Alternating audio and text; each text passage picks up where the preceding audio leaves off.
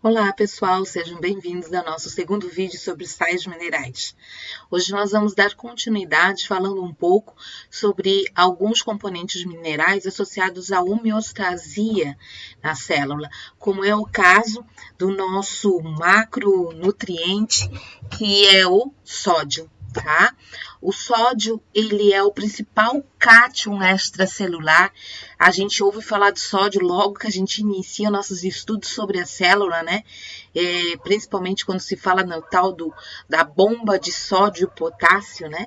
E ele apresenta altas concentrações nos nossos líquidos extracelulares e também está presente em grande quantidade em ossos, em secreções intestinais, no suco pancreático, na bile, tá? E essa quantidade no interior, ele obviamente é dependente, né, do consumo. Aonde a gente encontra o consumo diário de sódio para adultos deve ser de 1,3 gramas, mais ou menos, que equivale aí a uma quantidade a 3,8 gramas de sal por dia. Então, obviamente, nem tudo que nós comeremos será absorvido, né, com a mesma propriedade lá nos nossos intestinos e será disponibilizado para o corpo. Tá? A concentração do sódio, por ser um macronutriente, ela é regulada, né? E aqui nós temos vários hormônios associados à regulação de sódio corpóreo, visto a sua fenomenal importância. Ok? Inclusive, manter a concentração plasmática, né, de sódio dentro dos limites fisiológicos é considerado vital para nós e para uma série de outras espécies animais aí. Tá? E por isso nós temos o ADH, que é a vasopressina, o hormônio antidiurético, a aldosterona, o NAP, que é o peptídeo natriurético atrial, tá? Que é produzido, por exemplo, no coração e também no nosso cérebro. Tá? E além disso, nós temos alguns osmos receptores envolvidos também na percepção de alterações na osmolaridade, principalmente em relação ao sódio, não só a ele, né, mas também a ele, que acabam associados ao mecanismo da sede para controlar, então, essa quantidade. Onde a gente encontra sódio? O sódio é encontrado em vários alimentos, mas a nossa principal fonte, né, de sódio é, sem dúvida nenhuma, o sal, visto que é um alimento diário, certo? Então, o que a gente conhece do sódio? O sódio ele tem uma importância fenomenal no equilíbrio osmótico, é ele que regula, então, a passagem de substâncias, né? A partir dele que se tem uma regulagem na pressão osmótica no interior e exterior celular. Nós temos aqui o sódio atuando com o potássio, nessa bomba de sódio e potássio, que é a grande responsável por manter as diferenças, né? Embora exista esse gradiente de concentração, onde o sódio é maior no ambiente externo do que no interno, a bomba de sódio e potássio, ela é uma proteína transportadora, né? Uma proteína carreadora que mantém os níveis diferenciados e mantém esse gradiente de concentração entre sódio e potássio, tá? Que é a base para a questão da osmolaridade aí, que é a base da questão da pressão osmótica. O sódio também, ele atua e a célula utiliza o sódio para fazer um tipo de transporte que é pouco explorado, que é chamado de transporte ativo secundário, aonde você tem moléculas, né, como glicose ou aminoácidos, que são transportados de forma associada ao sódio. Se utiliza a energia potencial da entrada e saída do sódio para se criar um fluxo de entrada e de saída de algumas substâncias. Então, pode ter nesse exemplo aqui, a gente está vendo o transporte ativo, onde a gente vê um cotransporte, né, do sódio e da glicose, que é muito comum nas nossas células intestinais, como também existe esse mesmo tipo com aminoácidos, e nós temos também alguns processos de contratransporte utilizando o sódio. ok? Então, é importantíssimo a gente ver que o movimento do sódio para o interior e exterior celular são base para esse movimento de moléculas de partículas de um lado para outro da célula. Tá? Associado ao sódio, não podemos, como não se fala de cálcio sem falar de fósforo, a gente não fala de sódio sem falar de potássio, tá? Que também é um cátion, mas é um cátion intracelular.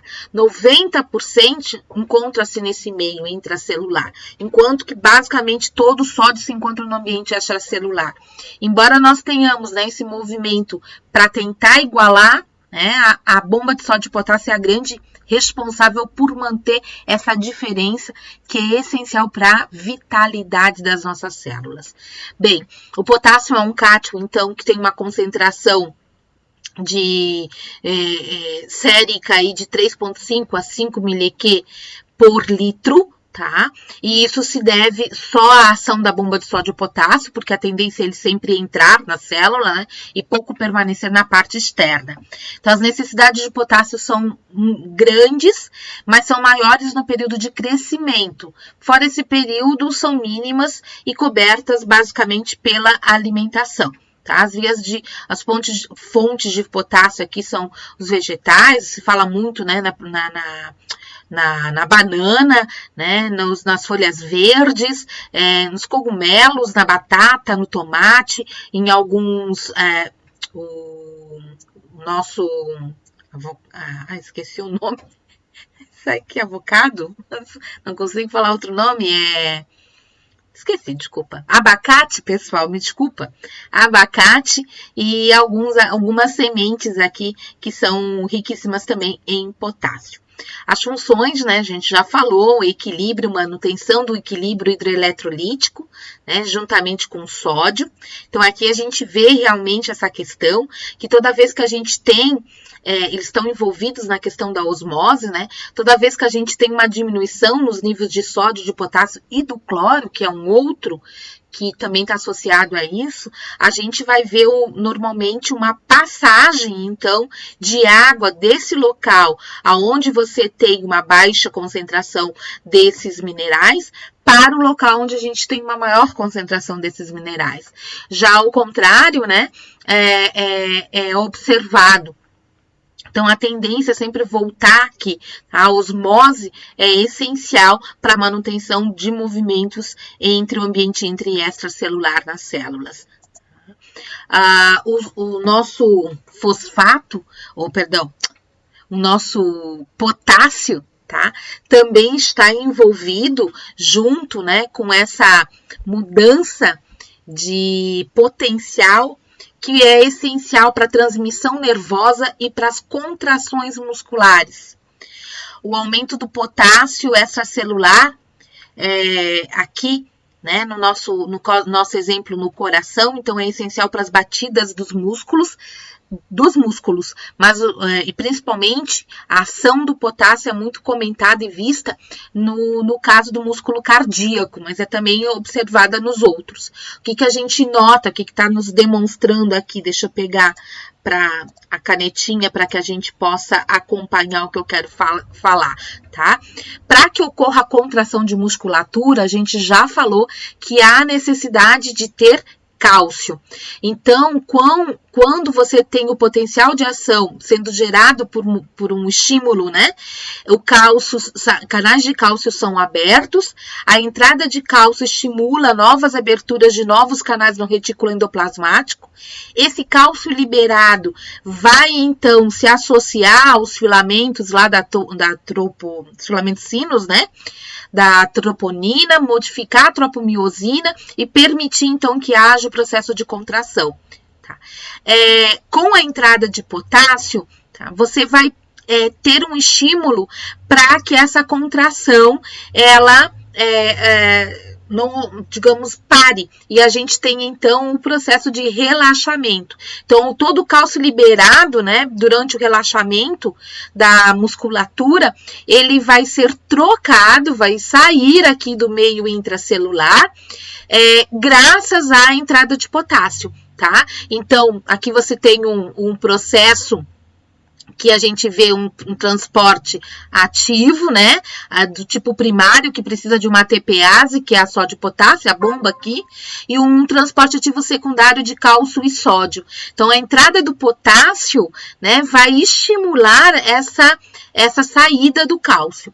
Então, o excesso de potássio no líquido extracelular, ele acaba favorecendo, atravessando essa membrana citoplasmática e diminuindo o tempo de permanência do cálcio aqui durante a contração. Tá? E o que causa isso? Nós temos um potencial de repouso menor, que vai dar origem a potenciais de ação com uma intensidade menor, deixando as contrações do coração progressivamente mais fracas. Então, uma hiperpotassemia é responsável, por exemplo, por paradas cardíacas, né? Fazendo com que nós tenhamos, obviamente, possibilidade, inclusive, de morte. Tá? A partir da presença, né, do potássio, né, essa troca entre sódio e potássio, que nós vamos ter também após o recebimento de um estímulo, que nós vamos ter uma alteração no potencial, ou nós vamos ter um processo que a gente chama de despolarização e repolarização, que são essenciais para a transmissão dos impulsos nervosos. Né? Então, aqui o que a gente vê? Nós temos um estímulo para nós termos entrada de sódio, isso causa uma despolarização lá no nosso tô olhando aqui para o lado, porque aqui ele tá maior, mas causa uma despolarização aqui no nosso neurônio, que é seguida, então, de uma repolarização quando o potássio começa a sair. E à medida que o potássio sai, nós temos, então, essa necessidade da bomba de sódio e potássio, né, para retornar o potássio para dentro e retirar o sódio, para que nós tenhamos o retorno do potencial de repouso. Tá? Então, esse movimento de íons, né, sódio e potássio, é essencial para a transmissão dos impulsos nervosos, para a contração de musculatura e também para a regulação do pH. Tá? O potássio, ele é associado, né, tanto à acidose quanto à alcalose. Então, distúrbios do potássio são as situações no qual as concentrações séricas desse eletrólito acabam sendo diminuídas, e aí a gente chama isso de hipocalemia ou hipopotassemia, tanto faz. Ou aumentadas, que é hiperpotassemia ou hipercalemia. E isso interfere, obviamente, na polarização celular, das células musculares. Tá? No caso do pH, a regulação do pH é porque, tá? Quando você tem muito numa acidose aqui, né? Você tem uma tendência à entrada desses íons H+ para o interior das células para ser tamponado pelo tampão fosfato e por proteínas intracelulares. Mas para que haja essa entrada, obrigatoriamente você vai ter uma saída de potássio, tá? Então, quanto maior a acidose, maior a hipercalemia gerada, tá? Então, quadros, por exemplo, diabéticos, onde é muito comum a cetoacidose, é possível, né, de haver, de uma forma muito mais comum, a hipercalemia, que pode resultar em problemas cardíacos e infarto e morte. Tá? Já no caso da alcalose, a tendência é que você tenha a entrada, então, do potássio, que é o local natural dele no interior da célula, e os H+, eles, então, são liberados numa possibilidade de tamponar se existe aqui um processo de alcalose. Tá? Os distúrbios de potássio, eles são bastante comuns no meio hospitalar, especialmente em pacientes graves e que necessitam de cuidados intensivos. E cerca de 21%, mais ou menos, claro que esse é um número que pode divergir dependendo da literatura que você utilizar, mas em média em torno de 20% aí apresentam algum grau de hipocalemia. Tá? E em torno de 10 a 15% podem ter hipercalemia, ok? Além disso, o potássio, ele também atua como na função catalítica, ou seja, o potássio ele contribui para o metabolismo energético normal, porque ele é cofator de uma série de enzimas que estão envolvidas no metabolismo de açúcares, né? E que é a principal fonte geradora de energia no nosso corpo. Tá? Então, alguns desses sistemas são influenciados pelo potássio, que incluem a adenosina trifosfatase, a exoquinase, a anidrase carbônica. A anidrase carbônica, ela está envolvida também na questão do tampão, né? Como a gente já viu na nossa aula sobre pH e tampão. Ela é responsável pela associação do CO2 com a água para a produção do ácido carbônico, né? Então, a anidrase carbônica, ela tem como cofator o potássio, certo? Então, esse mineral que vai ampliar essa atividade catalítica de todas essas enzimas aqui. A piruvatoclinase, a frutoquinase, que estão muito importantes na fosforilação do carbono 6 da frutose durante, então, o metabolismo do açúcar, desse açúcar que é o mais comum que é utilizado. Tá? Bem, como nós comentamos, nós sempre, quando falamos de equilíbrio osmótico, a gente fala de sódio, a gente fala de potássio e a gente fala de cloro, tá? O cloro, ao contrário do potássio e do sódio, ele é um ânion. E ele é o principal ânion extracelular presente no nosso corpo. Ele é encontrado no sal de cozinha, né? Que ele é o NaCl, é o cloreto de sódio, né? Basicamente, ele então é absorvido sob a forma de cloreto, mas além disso, ele é encontrado em uma série de outros alimentos, né? Principalmente vegetais aqui, tá? Alguns de origem animal, como o ovo também. Alface, cebola, cenoura, alcachofra, azeitona, pepino. Tá? Existe uma recomendação por dia. Crianças entre 4 e 8 anos devem ter em torno de 1,9 gramas de uso de cloro por dia. Enquanto os homens e mulheres, a partir de 9 anos aí, em torno de 2,3 gramas. Tá? Alimentos processados com sal adicionado apresentam também grande quantidade de cloro e de sódio, né? Inclusive, temos que cuidar muito. E embora geralmente se fale do sódio como vilão, por exemplo, na questão da hipertensão, a gente tem que abrir os nossos olhos para o cloro também, tá? Porque o cloro, ele é um grande associado à hipertensão. O cloro, ele também é essencial no equilíbrio hídrico, junto com o sódio e na regulação da pressão osmótica, como eu havia comentado aqui, né? Todo meio que tem baixa concentração dessas substâncias, né, acaba perdendo água, tá? E toda vez que o meio está rico nessas substâncias, ele ganha água. Então, esse aqui é um componente, uma figura demonstrando, né, o que a gente tem lá nos nossos rins, na unidade fundamental dos nossos rins, que são os néfrons, que estão associados ao equilíbrio hídrico e ao equilíbrio eletrolítico. Então, aqui num ponto específico, notem que a gente chama de alça de Henle, nós temos uma grande absorção de cloreto de sódio, né, de cloreto de sódio. Até esse ponto, esses números aqui estão associados à osmolaridade, né, da urina que está sendo passada aqui. Né? Geralmente, nós temos uma osmolaridade que é em torno de 100, que a nossa urina geralmente é hiposmótica em relação ao nosso sangue, né? Mas existe um momento em que ela é hiperosmótica em relação ao nosso sangue, que é aqui no momento que ela está na alça de Henle. Nessa primeira porção da alça de Henle, que faz parte desse néfron, a gente tem muita perda de água e manutenção de todas as outras substâncias que foram filtradas. E principalmente o cloreto e o cloro e o sódio, né? Sobre a forma de cloreto de sódio.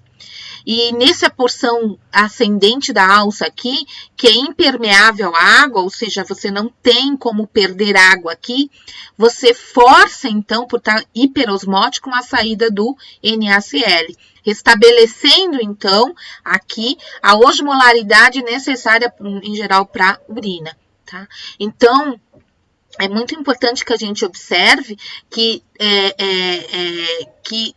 o NaCl acaba indo para essas regiões onde você, a princípio, estaria com pouco, né? Então, você teve uma situação onde o sangue ficou hiposmótico, depois hiperosmótico novamente, tá? Em relação à urina. Então, essa questão, esse equilíbrio que tem que ser gerado, é essencial ao movimento do sódio e do cloro. Tá?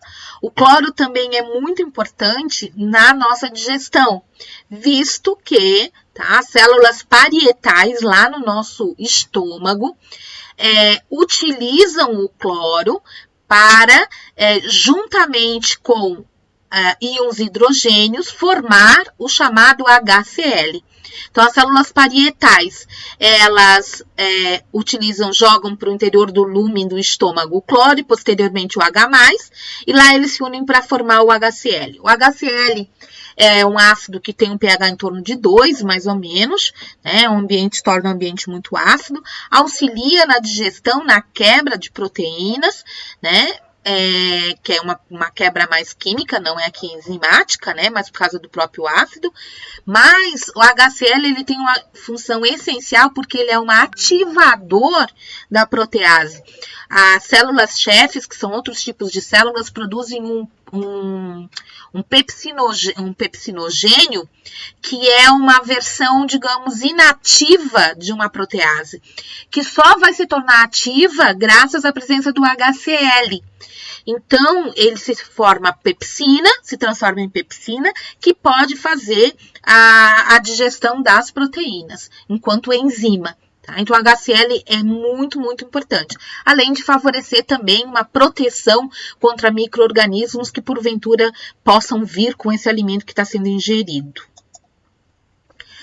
O cloro também tem a ver com o equilíbrio ácido-base. Tá? Porque ele mantém a eletroneutralidade. O que a gente vai observar aqui?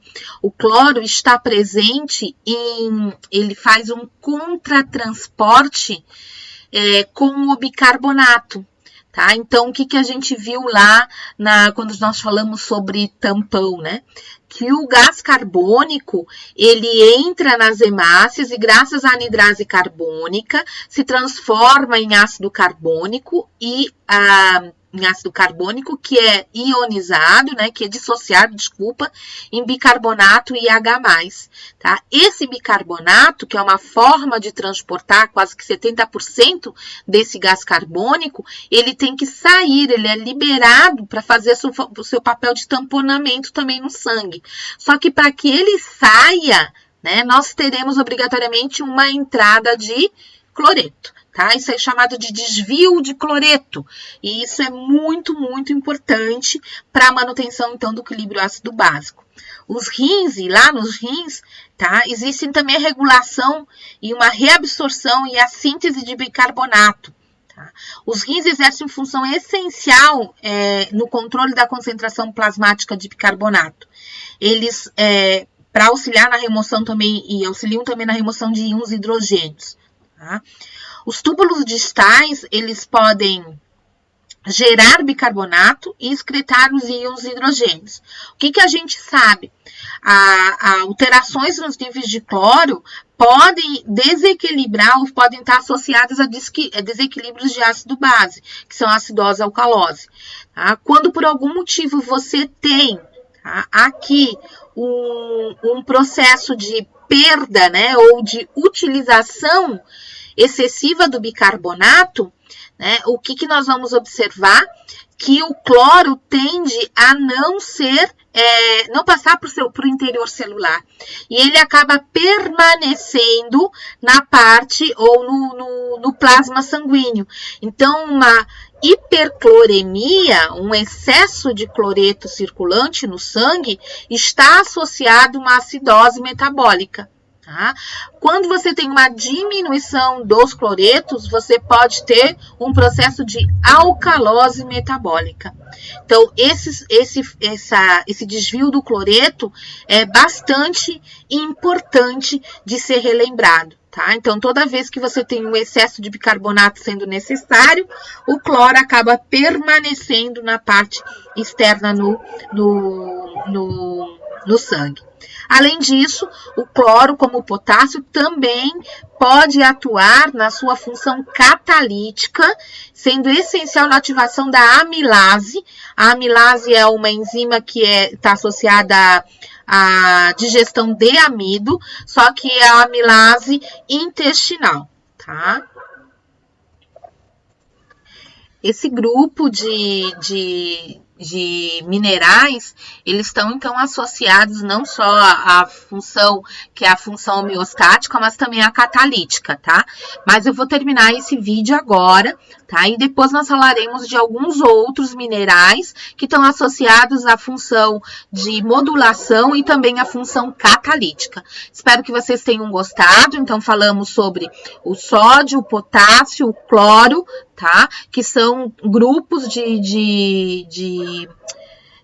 minerais que são essenciais no equilíbrio hidroeletrolítico, ok? Então, se gostou do vídeo, dá o like e daqui a pouco volta, porque tem mais um vídeo aí pra gente terminar esse conteúdo.